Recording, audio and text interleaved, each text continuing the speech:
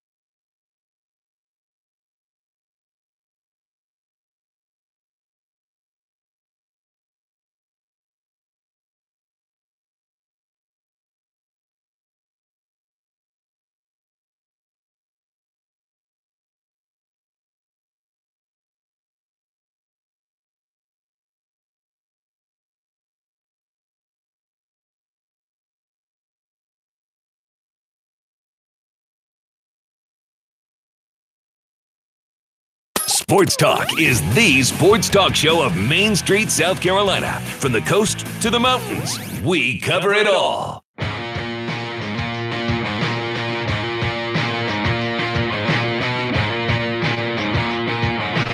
Still scoreless over at USC. Gamecocks and Davidson playing top of the second. Clemson now leading Furman 3-0 as they play in the top of the fourth. Coming up in just a couple of moments, some comments from USC offensive line coach Eric Wolford. Just looking at some of the responses on our Twitter page to what we were talking about earlier. And some of you people, you're really dating yourself.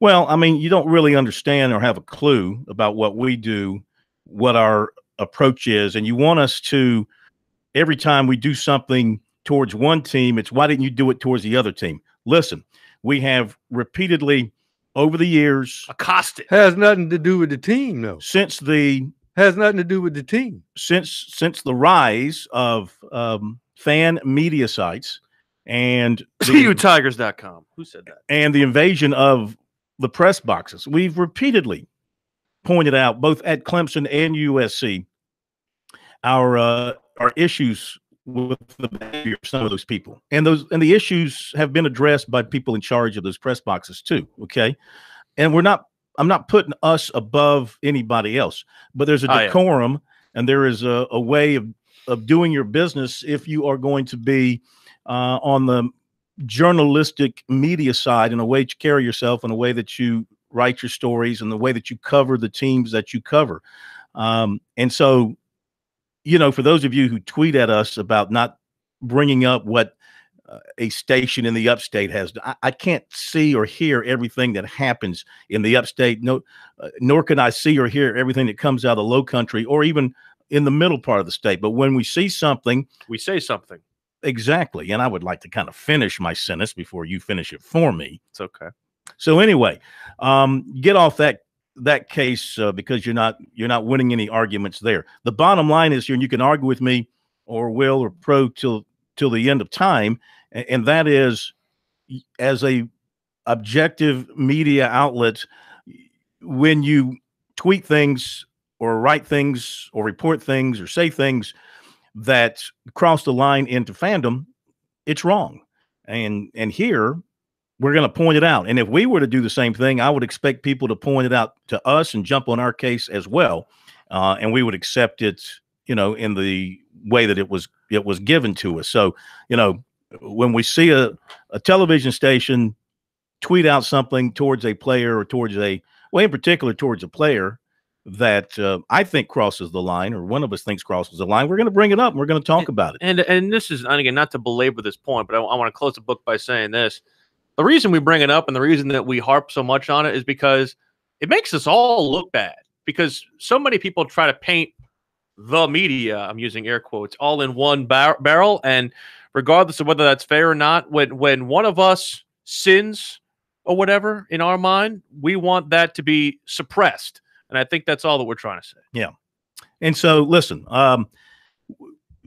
we approach our job in a particular way. It's not the way of a lot of people. It's not the way of the new media, so to speak, here, because I'm afraid kids coming today out of journalism school were absent today. They taught journalism. You go to work for the fan websites, or you go to work for the team websites, and it's a whole different way of doing things. And thank goodness we're able to do things in a different way, and we will continue to soldier on in that fashion, which is not being insiders, not being attached to any team, and delivering to you what we see in an objective fashion. And you can know from us that it's not filtered. Now, if you want filtered news, then you've got places you can go and you can subscribe for $10 a month and get your filtered information. I'm not going to get that here. We're going to give it our opinion, and we're going to give you the information as best we can come up with it, clear and free.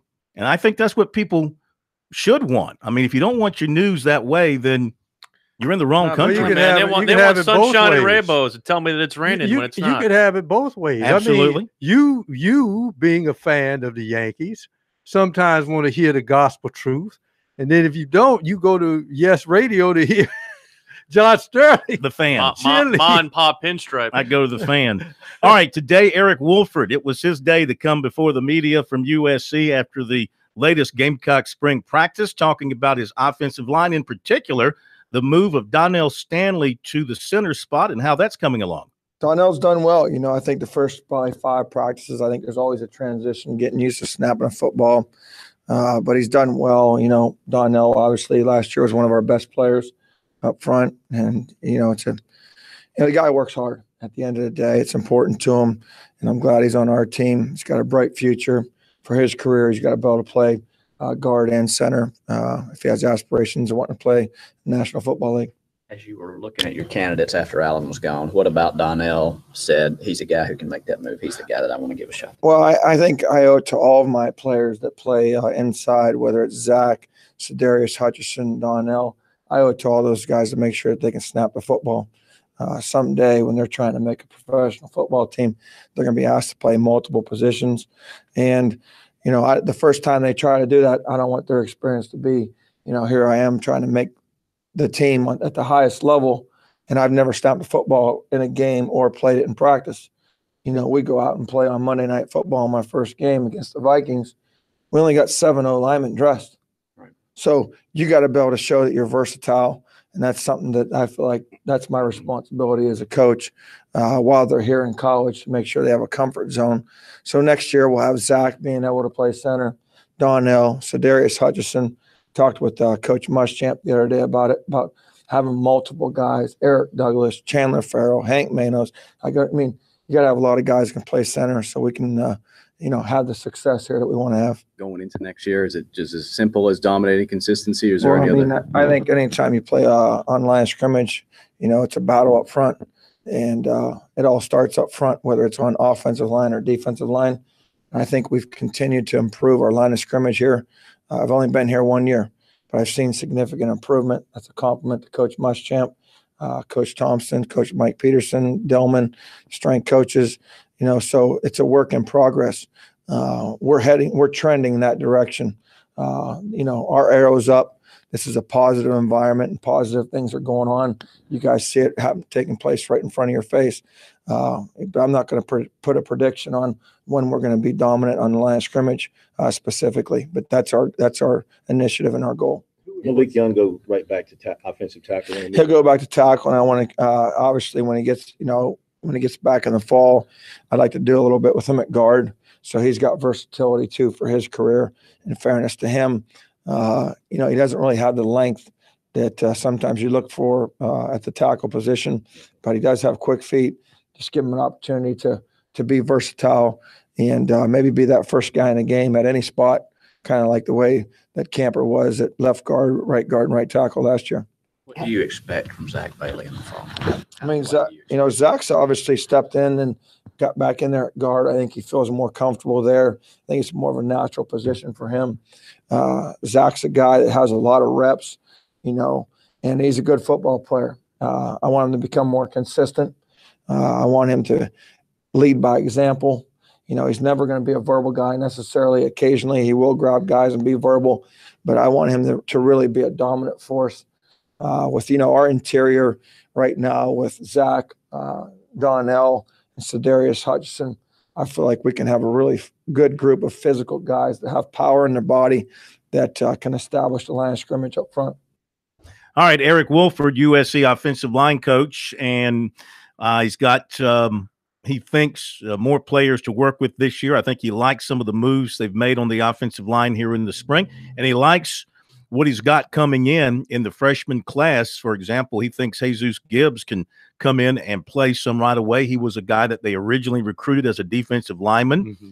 They changed their mind on him. They're going to put him on the offensive line. Of course, Manos is already there. They like him a lot. He's coming along very nicely. So, you know, building an offensive line kind of brick by brick. And the move to this faster tempo is going to impact them in the biggest way because, like was said yesterday by Will Muschamp, or said over the weekend by Will Muschamp we played for yesterday, the less they have to block and the less time that they have to block, the more efficient that offense is and more plays that they can get off. Tom Luganbill said today, on ESPN after watching practice said it was Oregon-like, the speed at which USC was moving.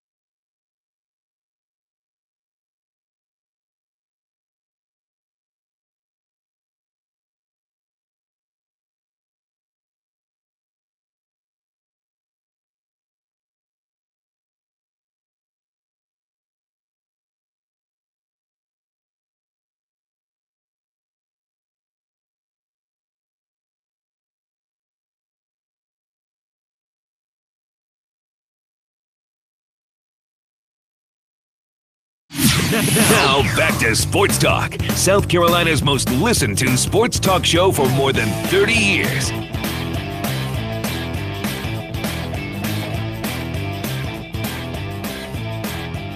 Back we are, Sports Talk, South Carolina Radio Network. Here on a Tuesday night, update baseball. Clemson has blown it open against Furman. It's 8-0 now in the top of the fifth inning for the Tigers. 8-7-0 for Clemson. 0-3-1 for Furman. Seth Beer, who's been struggling a bit, got 3 hits, a homer, and 5 RBIs tonight. His average is at 259. That's not Seth Beer-like, but he can get hot and get the Tigers' offense moving. You could say his bat's got some hops.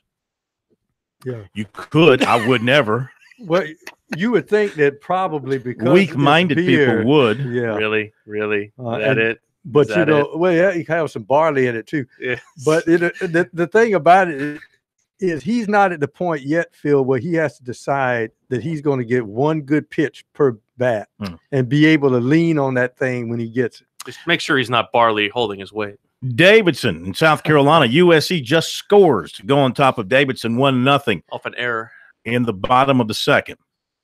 1 run on 1 hit. 3 hits. 3 hits. So you think you can read my mind. You can't. Okay. But South Carolina has a no-hitter going so far against Davidson. No hits the through second inning. 2 innings. It's the second inning. Never too soon to wonder. I thought it was never too soon to plan. I thought it was a jinx to mention a no-hitter. It's not my problem. I don't have to worry about the jinx. You're gonna get Gamecock fans mad at you again now. But I know what else is new. What else is new? What else is new? It's a big night in the Kerry Tharp household because Western Kentucky's playing for an NIT championship berth. There's nothing like the NIT here in late March. KT. Hey, my man, I had to pull myself away from the tube. Western with an early lead over Utah. They got this guy, Justin Johnson, that can fill it up. And Western off to a good start. But great to be on the show tonight, and look forward to visiting with you guys for a few minutes. Listen, there's nobody that we know who can appreciate an NIT championship more than you can. Well, that's right, Phil, and I appreciate that. We had back-to-backers there when I was at South Carolina. In fact, my last official capacity when I was with the Gamecocks was going up to New York and pulling them through that NIT game. I believe we beat St. Joe's, if I'm not mistaken, in the finals. Yeah, Terrence Kinsey hit a Terrence three, Kinsey yeah, with a last few-second heroics there. But, it was a pretty good ball club the Gamecocks had, if I'm not mistaken. Carlos Powell. In fact, I got a big picture of it here in my sports room. Terrence Kinsey, Ronaldo Bachman. You better be careful. Rick Stansbury doesn't try to jump ship if they get a title now. Well, I don't know about that now, but that was enjoyable times up there at the Big Apple. That's if you get that far, it's well worth the while. Absolutely, absolutely. Well, again, we've talked to you many years when there's a rain out on Sunday, or in this case, a snow out. It's a promoter's nightmare to have to turn around and race on Monday afternoon, but that's what they had to do at Martinsville. What'd you think about the goings on there? Well, I tell you, Phil, I was actually up there, got up there Friday night, went to Greensboro for a dinner meeting, and came on into Martinsville that night. I was at the racetrack all day Saturday, and lo and behold, about 2 o'clock on Saturday, it started snowing. And I mean, I'm talking about snowing with snowflakes that seemed like they're about the size of saucers. It was just a really strange snowstorm that came through there. Woke up the next morning, and there was easily 7, maybe 8 inches of snow on the ground in Martinsville. And it was a very wet snow, and so there was no way that they could have the race on Sunday, unfortunately. And so, they made the call early that morning to postpone it until yesterday.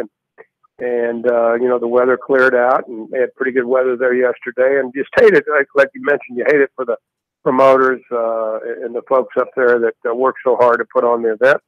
But like I said, there was no way they could have had the event up there on Sunday. So I've been to a lot of rainouts in NASCAR during my time, and I've seen snow at the racetrack before. One time at Bristol and in Atlanta, but I've never been where an event was actually snowed out. I think they said the last time that had happened at NASCAR was 1993 in Atlanta. So Clint Boyer didn't mind the wait because he ended a long winless streak and a great performance by the number 14 car.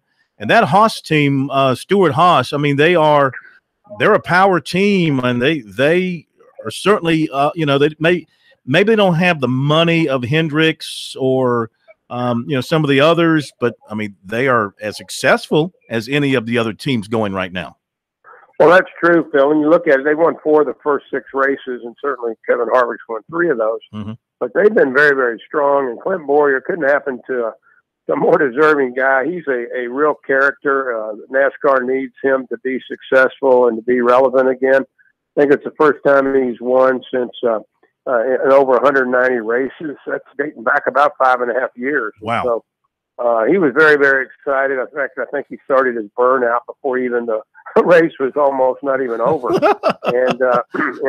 and I was looking through his Twitter feed first thing this morning, early this morning. I was looking at it, and he was still tweeting at 5:30 this morning. So I know Clint brought the victory in fine fashion, but it's I think, like you said, it just goes to show the strength of Stewart-Haas Racing, and again, the Fords are the ones that are piling up these wins, and so we got a week off now with Easter break coming up, but before we go to Texas, but you got to start scratching your head and wondering where the Chevrolets are. Yeah, and as you keep looking for again some of these new drivers that NASCAR is trying to promote, I'm sure Ryan Blaney is very much at the top of the list. Lead driver as far as laps led, it's his 4th top 10. When's this guy going to get himself in a victory lane there, Kerry? Well, I think it's going to be pretty soon. Will, I mean, he ran well at Martinsville for sure, and he's shown signs that he's capable of getting a win. We've got a few tracks coming up. He's pretty good at Bristol. I think we're there in a couple of weeks. So I see him as maybe being the first young driver of this group that we're talking about, maybe to break into the winner's circle this year. I know we had Austin Dillon earlier in the season, and I guess you could kind of consider him into that category. But of the drivers, when you consider guys like Chase Elliott and Ryan Blaney and William Byron and Alex Bowman and those folks, I think Ryan Blaney is the most likely candidate to get a W here sometime soon. Talking with Kerry Tharp, president of Darlington Raceway, about racing at Martinsville this past weekend. Of course, an off week, the traditional off week for the Easter weekend, then to Texas for the next stop. How long ago was it that has it always been an off weekend for the Easter weekend holiday, or is this something that they started, I say traditional, I mean, to me, traditional. Has it gone back for decades like this? I believe it has, Phil. For as long as I've been in the sport, which is about 12 years, they've never raced on Easter. I think there have been occasions where they may have raced an Xfinity race or something of that nature, but never the Cup Series. And I believe it's something that Bill France and then, his son, and then passed on down to his son, have just adopted, and gives the fans, the teams and the fans an opportunity to spend the Easter weekend with their families and that type of thing. I think it's a great policy to have. It gives them a little break here. They need some time to catch their breath. They've been on the West Coast for 3 weeks, and they came back here, had to go through a snowstorm. So it gives everybody a chance to recharge their batteries and that type of thing. But for as long as I can remember, and as long as I can recollect, they've always taken Easter weekend off. All right, KT, since you've been on with us, your Hilltoppers have lost the lead. They now trail 29-28, so we got to let you get back to do what you can do there. Goodness. That's a corn blue what jinx. I get for talking to you. Sports Talk Jinx comes up and bites you. If you make it to the championship, you're going to go up for it? No, Phil, I'm not going to do that. But I'll be watching. I tell you, they're my favorite team that's still left in postseason. It's got the Gamecocks got knocked out last night. I'm pulling Western all the way. Almost get the feeling that Rick Stansbury will be playing against his old team, Mississippi State, maybe. That could be very interesting, Prop. Stansbury Bowl. Must-see TV. KT, thank you, bro. Have a great holiday weekend. We'll talk to you. We'll give you next Tuesday off. We'll catch you the following week after Texas. Kerry Tharp, president of Darlington, here with us on Sports Talk.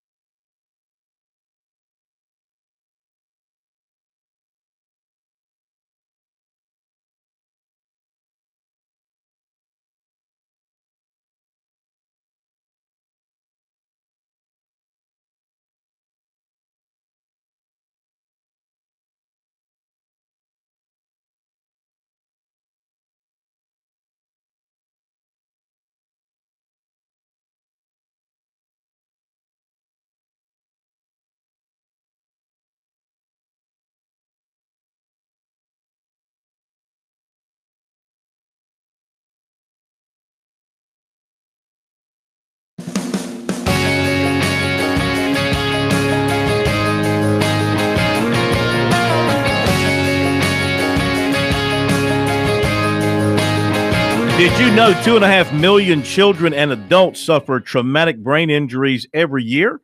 March is Brain Injury Awareness Month. To learn more and to help the Brain Injury Alliance research, educate, and advocate for survivors of brain injury, please visit their website at biaofsc.com. That's biaofsc.com. Baseball, South Carolina leading Davidson. It's 1-0. Bottom of the third at Founders Park, 1-3-0 for the Gamecocks. Well, the no-hitter's gone. 0-1-1. See what you did for Davidson. See what trouble you done got them into. Clemson up on Furman 8-0, bottom of the fifth at Fluor Field in Greenville. Other baseball scores of interest to us from around the SEC, ACC, and around the state. As we check the scoreboard here, North Carolina leading Charlotte 3-0. They're playing that at BB&T Park, downtown Charlotte. Auburn and Alabama playing tonight in a non-league game. This is the Max Capital City Classic in Montgomery, and they are scoreless in the bottom of the first. And top of the first, Southern Miss is leading Ole Miss 4-0. Matchup of two good teams here. Southern Miss 17-5, Ole Miss 22-3. In the fourth, Charleston is leading Coastal Carolina 6-4. But how many bunts, Corn? I want to know. I don't know. I'd have to look at the play-by-play to figure that out. Your old cohort might have that track. Who knows? Wofford leading Winthrop 4-0. Bottom of the fifth. Virginia beat Longwood 6-0. Virginia's only 3-6 in ACC play thus far. In that Coastal game, the Shots 1 for 8 with runners in scoring position. That will not get it done for them. Upstate in North Carolina, A&T 1-1. Bottom of the fifth. Elon is leading Wake Forest 6-2 in the fifth. Georgia shutting out Charleston Southern 7-0 in the sixth. Georgia having a terrific start, 5-1 in SEC play. Georgia Tech leading Georgia Southern 3-0, bottom of the seventh. Kentucky over Miami of Ohio 5-0, bottom of the sixth. Tennessee pounding Western Carolina 15-2. Catamounts have made 5 errors. Tennessee on its way to Columbia. They're playing this game in Cullowhee, I believe, based on the scoreboard and how it's set up. I think this is a road game for Tennessee, making its way down the hill to Columbia. They'll be playing South Carolina Thursday, Friday, Saturday. And Virginia Tech loses to Liberty. 4-3. You're not supposed to let the fight in Jerry Falwell's beat you. Well, they did. Liberty's had some good teams out there when Tolman was coach. Oh, absolutely. All right, Clemson football. Nothing from the Tigers today. They did not practice. Yesterday, they did. Afterwards, co-offensive coordinator Jeff Scott met with the media and talked a lot about the 4-quarterback race that Dabo Swinney said is not a controversy, but still the man who is the co-offensive coordinator likes what he sees from all 4.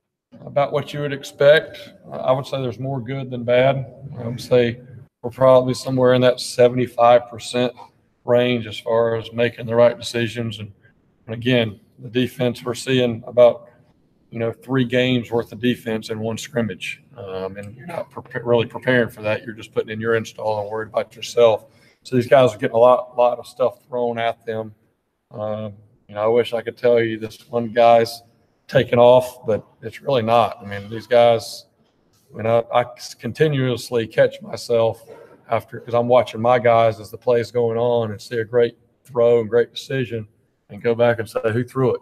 And if I'm charting it, I mean, it's pretty even across the board. All those guys are having their moments, and then they also have some moments where making some poor decisions or the defense kind of caught them off guard a little bit. But I'm optimistic with where we are right now at quarterback. Jeff, what's more important for them right now, like the decision-making that you're talking about, pre-snap or post-snap? As a result? Like it's both. That's probably where the last 4 or 5 years defenses have changed the most. It used to just be where they kind of lined up pre-snap, and as the ball was snapped, they moved. Now they're lining up, they're moving before the snap, and then as the ball snapped, they're moving back to something else. And as the RPO world and those things have gone on, you're looking at some things pre-snap, and then as soon as the ball snapped, your eyes go somewhere else. And it also is tied in with the fronts. When they're playing an odd front, it's a different guys when they're playing a 4-down front. So I really, it's not as easy as separating. I do start with when you're base teaching the quarterbacks, you start with the pre-snap reads, and then you work into the different post-snap movements. But and all four of those guys, I mean, Trevor's a guy that picks up things very quickly, which is not surprising to us coming from Cartersville and playing for 4 years and a very similar offense to what we're doing. But really all those guys are at least the second level, if you will. I don't feel like we have any of those guys that are kind of starting from the ground level. You think Trevor, as far as his learning curve cerebrally, is kind of on the same level as Deshaun was, or close? Yeah, I mean he's picking up things very quickly. It doesn't look like a true freshman that showed up in January. I mean, he's one of those guys that as soon as he learns it one time, he knows it, and he can regurgitate it, and doing really good in meetings. You said a few weeks ago he was like your 2-year-old a little bit, though. Is he still acting like your 2-year-old? I think a lot of that is whenever I made that comment, it's kind of testing that arm strength, and it's one thing as far as knowing what side of the field to go to. That's the first thing. Once the ball snapped, is figuring out based off the safety structure, am I working the field concept? I'm working the boundary concept. So some of those times whenever he's trying to fit that ball in there, it's not a situation where he's working the boundary and should have thrown the field. It's where he knows he's in the boundary, but he thinks he can make that throw. And, and obviously the speed's a little bit different at the college level. And, again, we're not going to have to wait till the fall to be able to go against a fast secondary or linebacker group. We get to see it right here. So that's a huge benefit that we have. And to answer the reporter's question from yesterday from the media session with Dabo Sweeney, there is a starting quarterback at Clemson. There is the guy. They're not going to have to name one coming out of spring. It is Kelly Bryant. And I think that's fine. I know that people want to try to create a controversy when there isn't one, but I don't understand where people all of a sudden just forget that Kelly Bryant was 12-1 as a starter last year. That was did that just get like Men in Black, like the movie where you just had your brain scrambled? Did that not happen? Did they not win the ACC with Kelly Bryant? Did they not go to the Sugar Bowl and play Alabama? I mean, I know that the way that it ended came down to a crashing halt like a ton of bricks, but that's also the national champion. Come on. Yeah. What are we talking about here? The big key is you can tell that he has the back of the players. And one of the key points that a coach wants to make, especially at the position of quarterback, is you do not want to divide the locker room. No. And so if you got a guy that the players both on offense and defense trust, unless he either falls on his face or disappears, he's your starting quarterback. But I tell you what, I'm going to be very surprised if they go into fall with, of course, Bryant will be there and Lawrence will be there and Hunter Johnson and Chase Bryce. I can't believe that all of those quarterbacks are going to be there in the fall. I mean, certainly Bryant will be there, certainly Lawrence. I mean, Hunter Johnson would be the one who's got to read the handwriting on the wall unless he's outperforming Lawrence in spring and has the feeling that he's going to be the backup, or he could be the guy to supplant Bryant at some time and not Lawrence. That's the other point of it. I think Hunter Johnson will stick it out past Kelly because I think he'll want and believe that he has a shot to compete with Trevor for the starting job, whether that's realistic or not. Well, we'll see what happens. In a spring game, you're not going to be able to tell a whole heck of a lot. No. Really, it'll be when they play Furman in the opener. And listen, Furman, you know what's going to happen. I'm sorry. When they build their lead, who's going to be the quarterback that goes in? Is it going to be Lawrence first, or is it going to be Hunter Johnson when they pull Bryant from that game to get the backups some work? We're going to get an in. I mean, I bet you on their depth chart, they're going to have a bunch of oars on there behind Kelly Bryant. It'll be Kelly Bryant, and then it'll be probably alphabetically Chase Bryce or Hunter Johnson or Trevor Lawrence. Don't sleep on one of them also not getting time against A&M, too, in the week following. Who knows? All right, that'll do it. Thanks for being with us. Have a great night. We'll see you tomorrow.